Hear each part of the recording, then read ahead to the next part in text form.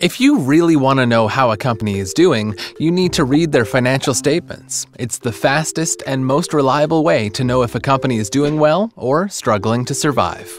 There are 3 different kinds of financial statements: the balance sheet, the income statement, and the cash flow statement.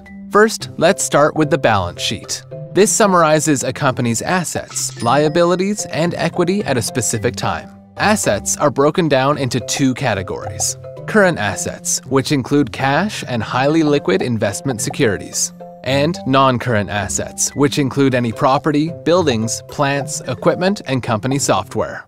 Next are the company's liabilities, which are also broken down into 2 categories. Current liabilities, which include bank loans, accounts payable, and other payables like payroll and accrued expenses, and non-current liabilities, which include any long-term loans or financial obligations. If you subtract the total liabilities from the total assets, you get the total shareholders' equity. Now, let's move to the company's income statement. This measures how much profit or loss the company has made over a specific period of time, which is why it's also referred to as a P&L statement. First, you have revenue, which is the amount of money the company makes by selling products or providing services. Next come COGS, or cost of goods sold, which is the amount spent producing or acquiring the products or services, including material and labor costs. Subtract COGS from revenue and you've got gross profit. Then come the operating expenses, which include day-to-day things like marketing costs, indirect labor costs, and so on. Subtract that from gross profit and you've got operating income. Next, take that number and subtract all other miscellaneous expenses and you've got the company's profit before taxes.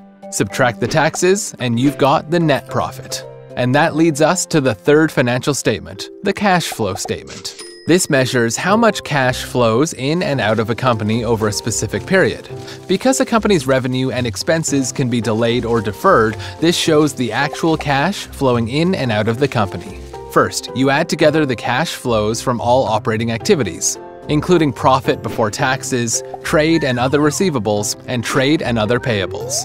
Then you add the cash flows from investment activities, along with the cash from financing activities. You then compare the cash at the beginning of the financial year to the cash at the end to determine if the company had a positive or negative cash flow. And that's how you read a company's financial statements. In our next video, we'll go even further and learn what these numbers actually mean.